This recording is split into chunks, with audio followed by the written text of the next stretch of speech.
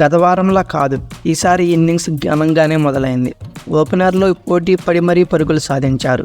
షాహీన్ అఫ్రీది పప్పులు ఉడకలేదు, రౌఫ్ రెచ్చిపోలేదు, నజీంజా సుస్తూ ఉండిపోయాడు.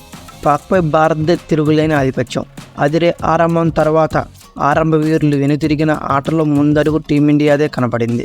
క్రీజులో ఉన్న విరాట్ కోహ్లీ, కేఎల్ రాహుల్ కూడా చాలా ఆత్మవిశ్వాసంతో కనిపించడంతో పాక్పై భారత్ భారీ లక్ష్యం నిర్దేశించడం ఖాయం అని తెలుస్తుంది. అయితే అంతలో వచ్చాడు వరుణుడు. ఒక్కసారిగా ప్రేమదాస స్టేడియాన్ని ముంచెత్తాడు. మళ్ళీ ఆటకు అవకాశం ఇవ్వలేదు. దీంతో రిజర్వ్ డే అయిన సోమవారానికి మ్యాచ్ వాయిదా పడింది. అయితే భారత్ పాకిస్తాన్ మ్యాచ్లను వరుణుడు వదలనున్నాడు. ఆసియా కప్లో ఇప్పటికీ ఈ రెండు జట్ల మధ్య లీగ్ మ్యాచ్ను రద్దు చేయించిన వర్షం ఆదివారం సూపర్ 4 మ్యాచ్కు అడ్డుపడింది. ఈ మ్యాచ్లో టాస్ ఓడి బ్యాటింగ్ దిగిన భారత్ 24.1 ఓవర్లో 147 పరుగులు చేసి కేవలం 2 వికెట్లు కోల్పోయి స్ట్రాంగ్ పొజిషన్లో నిలిచింది. అయితే ఈ దశలోనే వర్షం వల్ల ఆగిన ఆట తర్వాత ఎంతకీ పునఃప్రారంభం కాలేదు. వర్షం కొంచెం తగ్గిన మైదానం ఆటకు అనువుగా లేకపోవడంతో రిజర్వ్ డే అయిన సోమవారానికి మ్యాచ్ను వాయిదా వేశారు. ఆగిన చోట నుండి మ్యాచ్ కొనసాగనుంది. అయితే ఓపెనర్ల శుభ్మాన్ గిల్ 52 బంతుల్లో 58 పరుగులు 10 ఫోర్లతో కొట్టాడు.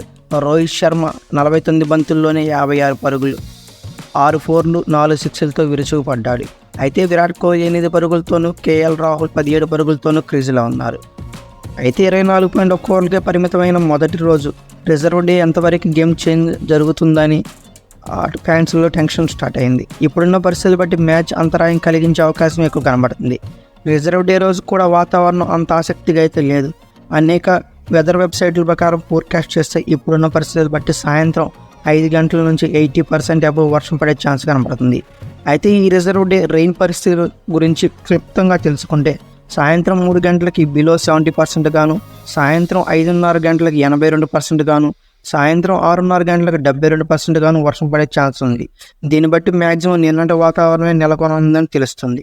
అన్ని పాయింట్ ఆఫ్ వ్యూ పరిస్థితి చూస్తే నిన్నటిలాగానే ఒక 20 నుంచి 30 ఓవర్ల మ్యాచ్ జరిగే అవకాశం ఉంది. దీన్ని బట్టి ఎంపైర్స్ ఏమైనా ప్లాన్ చేసుకొని మ్యాచ్ జరిగించే అవకాశం చూద్దాం. నా వీడియో కనుక మీకు నచ్చినట్లయితే లైక్, షేర్ అండ్ కామెంట్ చేయండి. మరిన్ని లేటెస్ట్ అప్డేట్స్ కోసం నా ఛానల్ సబ్స్క్రైబ్ చేసుకోండి.